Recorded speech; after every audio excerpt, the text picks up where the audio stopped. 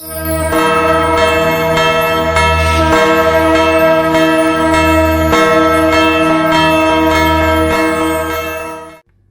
कृष्ण द्वारा कालिया नाग का मान मर्दन।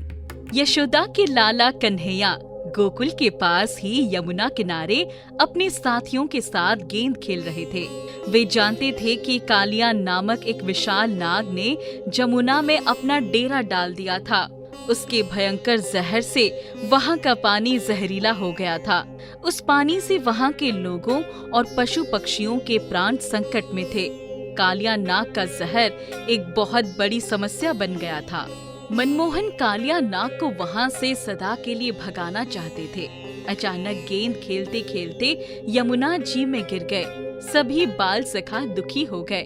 कान्हा तो यही चाहते थे, गेंद का तो बस बहाना ही था और उनको जमुना में था जाना। कान्हा, तुम्हारे हाथ से गेंद जमुना जी में चली गई। अब तुम ही बताओ कैसे निकाली जाए। अरे हाँ, यहाँ तो पानी बहुत गहरा है और सुना है कालिया नाग का पहरा है। तुम प्रयास करो, शायद गेंद मिल जाए। तुम तो तैरना भी जानते हो। नहीं नहीं, कालिया नाग आ गया तो मुझे डस लेगा। मैं जान जोखिम में डालने वाला नहीं। तुमने गेंद डाली है, तुम ही निकालो। मैं भी आज जमुना में नहाना चाहता हूँ, गहराई में जाना चाहता हूँ। देखो, मैं जा रहा हूँ। तुम लोग चिंता मत करना, मैं अच्छी तरह से नहा कर आऊंगा। कुछ देर से आऊंगा। अरे कृष्णा, जमुना में मत जाओ, जल बड़ा गहरा है। यशोदा मैया को अगर किसी ने बताया तो हमारे ऊपर बड़ा संकट आ जाएगा। कन्हैया तो जल में ही जाना चाहते थे। उन्होंने आओ देखा न ताओ दौड़े और जमुना जी में कूद पड़े। उनके सखा ये देखकर चौंक गए। उन्हें ये आशा नहीं थी कि कृष्ण सचमुच ऐसा कदम उठा लेंगे। वो परेशान होकर चिल्लाने लगे, कान्हा, अब बाहर निकल आओ, जान का खतरा है। कालिया नाग बड़ा जहरीला है। कान्हा, हमें गेंद नहीं चाहिए, हम तुम पर कोई आंच नहीं आने देना चाहते। जल्दी से बाहर आ जाओ। बाल सखा चिल्लाते रहे, लेकिन कान्हा गहराई में जाते रहे। वो तो किसी और उद्देश्य से कूदे थे। बच्चे कृष्ण को बाहर बुला रहे थे और आशा कर रहे थे कि अभी निकल आएंगे, लेकिन वो तो काफी गहराई में चले गए थे। सब बच्चे भय के कारण दौड़ते हुए यशोदा मैया के घर पहुँचे और उनको कान्हा के नदी में कूदने की बात बता दी। उनकी ये बात सुनते ही यशोदा मैया बुरी तरह डर गई और फूट फूट कर रोने लगी। ये बात धीरे धीरे पूरे गोकुल में बहुत तेजी से फैल गई। यशोदा कुछ लोगों और बच्चों के साथ यमुना के तट पर पहुंच गई। कृष्ण अभी भी पानी के ऊपर नहीं आए थे। लल्ला, कहाँ हो? जल्दी से बाहर आ जाओ, मेरा दिल बैठा जा रहा है। लल्ला, बाहर निकलो, जल्दी से बाहर आओ मेरे लाल। नदी के अंदर कृष्ण को देखकर कालिया नाग की पत्नियां आश्चर्यचकित हो गई। वे उन्हें वापस जाने के लिए कहने लगी, हे बालक, तुम कहाँ से आ गए? हमारी बात मानकर यहाँ से चले जाओ। तुम बहुत छोटे हो, यदि हमारे पति जग गए तो तुम्हें जीवित नहीं छोड़ेंगे। हमें तुम पर दया आ रही है, कृपया करके यहाँ से चले जाओ। मैं इस तरह से जाने वालों में से नहीं हूँ। मैं कालिया नाग से नहीं डरता हूँ। इसे जगाओ। हे बालक, धीरे बोलो, हम तुम्हारे प्राण बचाना चाहते हैं और तुम हमारे पति को जगाने की बात कर रहे हो। मैं तुम्हें फिर से कह रही हूँ, यहाँ से चले जाओ। कृष्ण ने अडीक होकर रानियों से कालिया नाग को उठाने का इशारा किया। अचानक पानी में तेज हलचल हुई और कालिया नाग जग गया। उसने बड़े गुस्से से कृष्ण को देखा। ये मूर्ख बालक, तू अपने प्राण देने के लिए यहाँ क्यों आ गया? जा, जल्दी भाग जा यहाँ से। मुझे गुस्सा आ गया तो मैं तुझे नहीं छोड़ूंगा। हे कालिया, मैं कृष्ण हूँ, यहाँ से ऐसे नहीं जाऊंगा। तुझे यहाँ से दूर भगाकर ही जाऊंगा।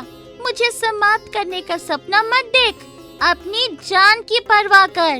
इतनी छोटी उम्र में इतनी बड़ी बात कर रहा है तू। तू इस समय अपने मौत को निमंत्रण दे रहा है।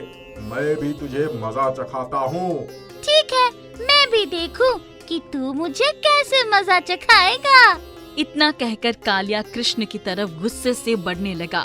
कृष्ण निर्भय होकर मुस्कुरा रहे थे। कालिया ने अपने मुखों द्वारा जहर छोड़ा, लेकिन कृष्ण पर उसका कोई असर नहीं हुआ। वो मुस्कुराते ही रहे। कालिया के मुंह से आग निकल रही थी, लेकिन कान्हा पर कोई प्रभाव नहीं पड़ रहा था। कालिया की रानियों को बड़ा आश्चर्य हो रहा था। अचानक कृष्ण उछले और कालिया के फन के ऊपर खड़े हो गए। वो एक फन से दूसरे फन पर चढ़ते हुए कथक नृत्य करने लगे। उनका नटराज रूप देखकर कालिया की रानियां अचंभित हो गई। कालिया पानी के ऊपर आने लगा। कृष्ण उसके फन पर नाच रहे थे। कालिया घायल हो रहा था। पानी के बाहर अब सभी लोगों को कन्हैया कालिया के ऊपर अलौकिक नृत्य करते हुए दिखाई पड़ रहे थे। कृष्ण जी ने कालिया का मान मर्दन कर दिया, इसलिए बलराम के भैया को नाग नथैया भी कहा जाता है। उन्होंने बुराई पर अच्छाई की जीत का मानवता को एक बड़ा संदेश भी दिया। यमुना किनारे खड़ी हुई यशोदा अपने लाला के इस रूप को देखकर अचंभे में पड़ गई। इतने भयंकर कालिया के ऊपर नाचते हुए कान्हा को देखकर उन्हें विश्वास नहीं हो रहा था। कालिया का प्रत्येक फन घायल हो रहा था। वो दर्द से छटपटा रहा था। उसने समझ लिया कि ये बालक कोई साधारण बालक नहीं, बल्कि परम शक्तिमान ईश्वर ही है। उसका घमंड चूर हो गया। उसकी रानियों ने अपने सुहाग की रक्षा के लिए कान्हा के सामने हाथ जोड़ लिए। हे प्रभु, हम तुम्हारे चरणों में प्रार्थना कर रहे हैं। मेरे पति को प्राण दान दे दीजिए। मुझे क्षमा करे प्रभु, मैं आपकी शरण में हूँ और आपकी हर आज्ञा मानने के लिए तैयार हूँ। मेरी बात सुनो, जहाँ से आए हो वहीं वापस चले जाओ। यहाँ का पानी जहरीला करके तुम दूसरों को नुकसान पहुँचा रहे हो। हे प्रभु, यदि मैं यहाँ से अपने पूर्व स्थान पर गया तो मेरे प्राण नहीं बचेंगे। गरुड़ मुझे जीवित नहीं छोड़ेंगे। अब आप ही बताइए, मैं क्या करूँ? कालिया की ये बात सुनकर श्री कृष्ण विचार करने लगे और फिर उन्होंने कहा, हे कालिया, मुझे तुम्हारे प्राणों की चिंता है। एक बात ध्यान रहे कि मैंने तुम्हारे फन पर जहाँ जहाँ पैर रखे वहाँ निशान बन गया है। गरुड़ मेरे परम भक्त है। मेरे चरण चिन्हों को देखकर वो तुम्हें कोई नुकसान नहीं पहुँचाएंगे। तुम निशंक होकर अपने पूर्व स्थान पर रह सकते हो। कालिया ने आदर पूर्वक बाल कृष्ण को जमुना के किनारे पर उतार दिया और हाथ जोड़कर अपनी रानियों के साथ वहां से हमेशा के लिए अपने पूर्व स्थान की ओर प्रस्थान कर दिया। वहां पर स्थित जमुना का जल फिर से पहले जैसे निर्मल हो गया। माँ यशोदा ने अपने लाल को गले से लगा लिया। इस तरह बाल गोपाल ने जमुना जी के जल को पवित्र कर दिया। सभी बनवारी की जय जयकार करने लगे। जय बोलो कृष्ण कन्हैया की, जय बलदाऊ के भैया की, जय बोलो रास रचैया की, जय बोलो नाग नथैया की। कंस ने जब बकासुर की मृत्यु का समाचार सुना तो उसे अपने कानों पर विश्वास नहीं हुआ। ये कैसे हो सकता है? बकासुर बहुत बलशाली था, उसे कोई पराजित नहीं कर पाया था। वो बालक भला उसे कैसे मार सकता है? महाराज, सत्य यही है। बकासुर की लाश द्वारिका में आ चुकी है। उसे मृत घोषित किया जा चुका है। हमारे अनुचरों ने उस बालक द्वारा उसकी मृत्यु होते देखा है। वो बालक परम बलशाली है। नहीं, ये कैसे हो सकता है? मुझे बताओ, अब कौन ऐसा वीर है जिसके द्वारा उस बालक को मारा जा सकता है? मुझे शीघ्र बताओ। हाँ, याद आया महाराज, बकासुर को बुलाया जा सकता है। वो अपार शक्ति रखने वाला दुनिया का सबसे बड़ा सर्प है। उसका वार आज तक कभी खाली नहीं गया है। अब देर किस बात की है? क्या उसे बुलाने के लिए मुहूर्त की आवश्यकता है? नहीं महाराज, मैं अभी उसे बुलवा लेता हूँ। सिपाहियों, बकासुर को सूचना दे दी जाए। महाराज ने उसे याद किया है। कुछ ही पलों में बकासुर कंस के सम्मुख उपस्थित हो गया। महाराज, मेरे अहो भाग्य जो आपने मुझे याद किया है। मैं आपके किसी काम आ सकूं, इससे बड़ी बात मेरे लिए और क्या हो सकती है? कहिए, किसका अंत समय आ गया है? गोकुल में एक कृष्णा नाम का बालक रहता है। उसने पूतना और बकासुर का वध किया है। उसे मारना नित्यंत आवश्यक है। तुम्हें उसका वध करना है। महाराज, मैं ये क्या सुन रहा हूँ? मेरी बहन पूतना और भाई बकासुर का वध करने वाला कौन ये वीर दुनिया में पैदा हो गया है। मेरा खून खौल रहा है, मैं अपने भाई बहन के हत्यारे को जीवित नहीं छोड़ूंगा। मुझे आज्ञा दीजिए, मैं इसी समय जाकर उसे समाप्त कर दूंगा। मैं सिर्फ उसे ही नहीं, समस्त गोकुल वासियों को मारने की क्षमता रखता हूँ। मैं सबको खा जाऊंगा। शाबाश अकासुर, शीघ्र जाओ और उस बालक को समाप्त कर दो। अकासुर कंस की आज्ञा लेकर तेजी से बढ़ गया। कुछ ही देर बाद वो गोकुल पहुंच गया। वो अपना विशाल मुंह खोलकर एक जगह स्थिर बैठ गया। उसके मुंह का आकार इतना बड़ा था जैसे कोई बड़ी गुफा हो। बाल कृष्ण अपनी ग्वाल बाल सखा के साथ खेल रहे थे। उनके कुछ बाल सखा का ध्यान अकासुर के विशाल मुंह पर गया जो गुफा प्रतीत हो रहा था। अरे कान्हा, वो देखो, बहुत बड़ी गुफा है। इसके अंदर बैठकर हम विश्राम कर सकते हैं, भोजन भी कर सकते हैं। चलो, बड़ा आनंद आएगा। इतना कहकर ग्वाल बाल अकासुर के मुंह में प्रवेश करने लगा। गोपाल को भी मजबूर होकर उनके साथ जाना पड़ा। उनके अंदर जाने के बाद अकासुर ने अपना मुंह बंद कर लिया। वो इधर उधर घूमने लगा। अंदर ग्वाल बाल गिरने लगे। अरे कन्हैया, यहाँ क्या हो रहा है? हम हिल रहे हैं या गुफा हिल रही है? अरे यहाँ तो सभी हिल रहे हैं। गुफा का दरवाजा बंद कैसे हो गया? ऐसा लगता है भूकंप आ गया है। ये भूकंप नहीं है, बल्कि कुछ और ही है। हमें बहुत डर लग रहा है कन्हैया, हमें यहाँ से बचाकर बाहर ले चलो। चिंता मत करो, तुम्हें कोई हानि नहीं पहुँचेगी। अंदर गर्मी बढ़ने लगी। मनमोहन ने अपने साथियों का दर्द समझ लिया। अकासुर उन्हें अपने पेट में लेकर मार देना चाहता था, लेकिन कृष्ण के रहते हुए ये संभव नहीं था। बाल कृष्ण ने अपना आकार बढ़ाना शुरू कर दिया। अकासुर को बड़ा आश्चर्य होने लगा। कृष्णा ने अपनी बंसी से अकासुर के जबड़े में छेद कर दिया। अकासुर को अतः पीड़ा होने लगी, अतः उसे विवश होकर मुंह खोलना पड़ा। साथियों, यहाँ से बाहर निकलकर नीचे खड़े हो जाओ, मैं कुछ व्यवस्था करके आता हूँ। सारे साथी बाहर आ गए, कृष्ण अंदर ही रह गए। सारे सखा दुखी हो गए थे। अचानक कृष्ण ने अकासुर का जबड़ा फाड़ दिया और बाहर आ गए। अकासुर सर्प योनि का त्याग करके राक्षस कुमार बन गया। उसने कृष्ण भगवान के सामने हाथ जोड़ दिए। हे प्रभु, मैं आपके श्री चरणों में प्रणाम करता हूँ। आपका बहुत बहुत आभारी हूँ। आपने कृपा करके मेरा उद्धार किया है। मैं कई वर्षों से सर्प बना घूम रहा था। मुझे मेरी ही गलती के कारण सर्प बनना पड़ा। एक बार महर्षि अष्टवक्र मेरे सामने से जा रहे थे। उनके टेढ़े मेढ़े शरीर को देखकर मुझे हंसी आ गई और मैंने अभिमान में चूर होकर उन्हें उनके शरीर पर व्यंग कसते हुए कुछ चुभती हुई बातें कह दी। कुछ समय तक वे कुछ ना बोले, लेकिन मेरे बार बार कहने के पश्चात उन्हें क्रोध आ गया। ऋषि अष्टवक्र जी बोले कि राक्षस कुमार, तुम घमंड में चूर होकर मेरा उपहास कर रहे हो। ये तुम्हारी बहुत बड़ी भूल है।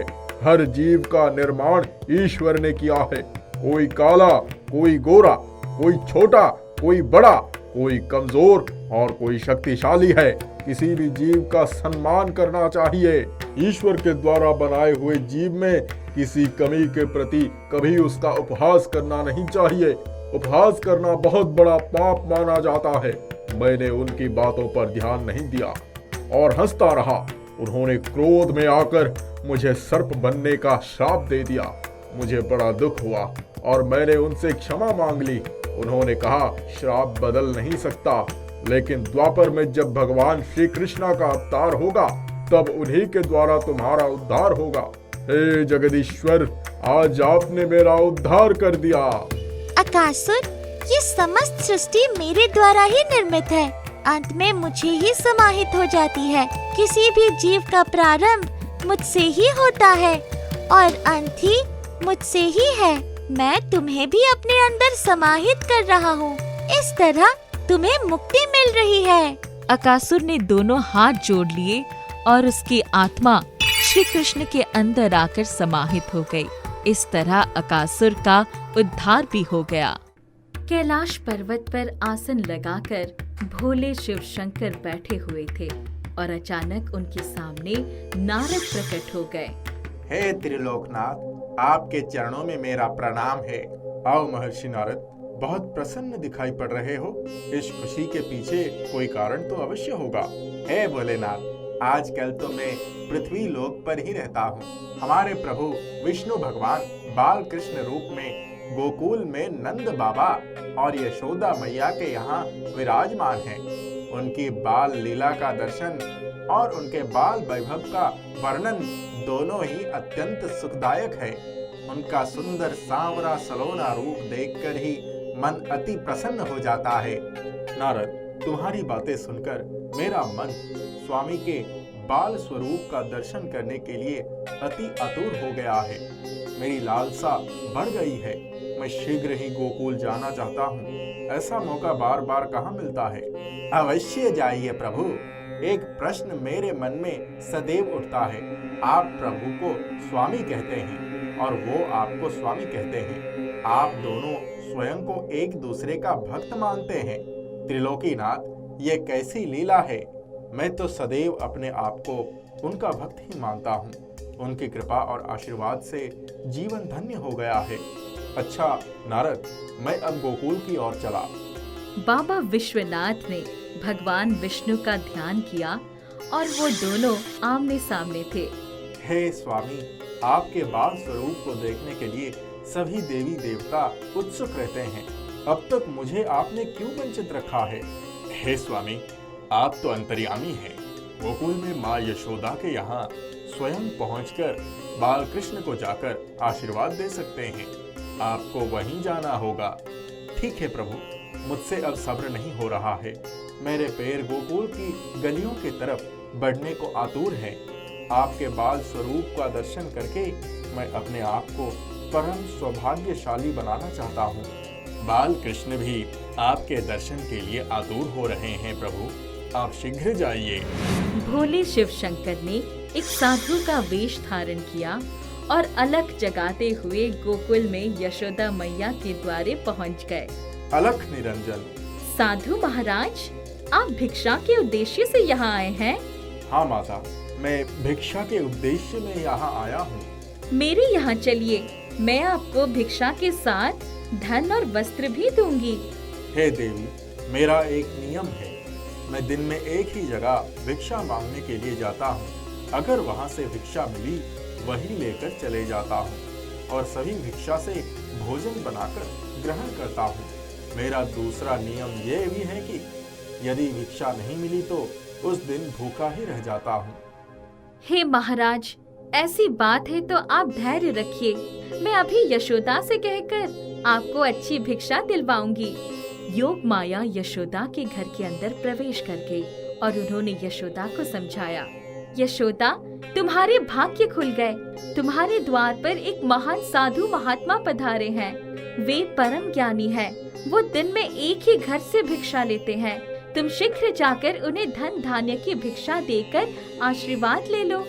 यशोदा ने एक थाल में कुछ धन और अनाज रखा और भिक्षा देने के लिए द्वार के बाहर निकल आई। प्रणाम महाराज, आपकी सेवा में ये भिक्षा लाई हूँ, इसे स्वीकार कीजिए। हे माता, मुझे धन की लालसा नहीं है। धन चाहिए तो मैं आपको देने के लिए तैयार हूँ।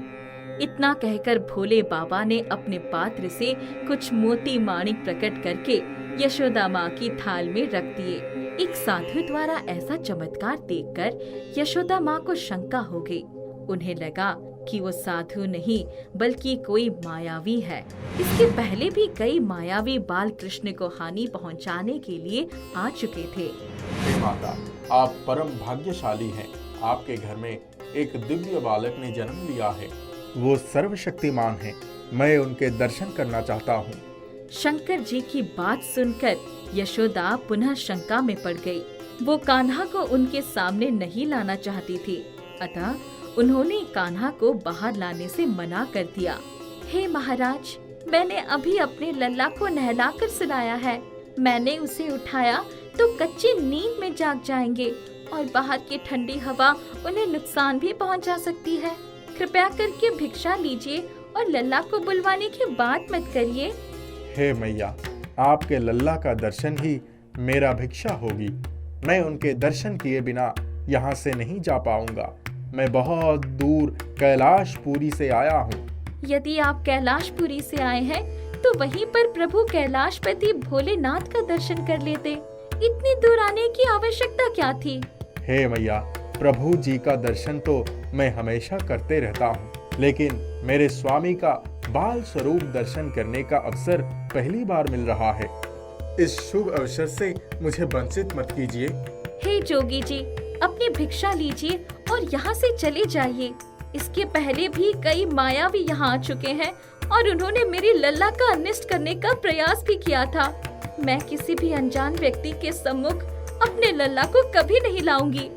यशोदा अपने पुत्र की सुरक्षा का ध्यान में रखते हुए किसी भी शर्त पर जोगी रूप में शंकर जी की इच्छा पूरी नहीं करना चाहती थी। इतने में योग माया ने हस्तक्षेप किया। यशोदा, ये तुम क्या कह रही हो? मैं इन्हें जानती हूँ। मैंने काशी में इनके दिव्य दर्शन किए थे। इनके चरण धूल मिलना ही हमारे लिए सौभाग्य की बात है। ये सर्वशक्तिमान है, त्रिकालदर्शी है। ये हमारे लिए कोई अनजान नहीं है। मैंने आज तक कभी झूठ नहीं बोला है। मेरी बात का विश्वास करो और लल्ला को इनका दर्शन करा दो। इनके आशीर्वाद से लल्ला परम सुखी हो जाएगा। इतना कहकर योग माया प्रभु भोलेनाथ के चरणों पर गिर पड़ी। यशोदा को विश्वास हो गया कि जोगी कोई मायावी नहीं है। वो घर के अंदर गई और कान्हा को लेकर आ गई। भगवान भोलेनाथ ने बाल कृष्ण को देखकर अपने दोनों हाथ जोड़ दिए। वो अत्यंत आनंद विभोर हो गए और बाल कृष्ण के आनंद की भी कोई सीमा नहीं रही। बाल कृष्ण के चेहरे पर ऐसी खुशी यशोदा ने कभी नहीं देखी थी। वो आश्चर्यचकित थी। योग माया ने शंकर जी के चरणों की रज लेकर बाल कृष्ण के माथे पर लगा दी। बाल कृष्ण खुशी से चहक उठे। वहाँ विष्णु भगवान ने अपने मस्तक पर भोलेनाथ जी के चरण रज के स्पर्श का परम सुख प्राप्त किया। योग माया के सम्मुख योगी बने हुए भोलेनाथ अपने सच्चे स्वरूप में आ गए। हे प्रभु सच्चिदानंद, आपके चरणों से निकली हुई गंगा को मैं अपने मस्तक पर धारण करता हूँ। हे स्वामी, आपका बाल स्वरूप दर्शन पाकर मैं धन्य हो गया। मैं आपके चरण छूना चाहता हूँ। इतना कहकर भोलेनाथ ने बाल कृष्ण के सुंदर कोमल चरणों को छू लिया और अपना माथा भी लगा दिया। स्वर्ग से पुष्प की वर्षा होने लगी। ऐसा सुंदर दुर्लभ दृश्य देखकर योग माया और यशोदा भी चौंक गई। भोलेनाथ ने कन्हैया को परम स्नेह से देखा और वहाँ से प्रस्थान कर गए। उन्होंने जहाँ जहाँ अपने चरण रखे वहाँ फूल बिखर गए। बाल कृष्ण के चेहरे पर मधुर मुस्कान खेलती रही। नारद भी ये दृश्य देखकर मुस्कुराने लगे और अपने आप को धन्य मानने लगे। वाह प्रभु, तुम्हारी लीला अपरंपार है। नारायण नारायण।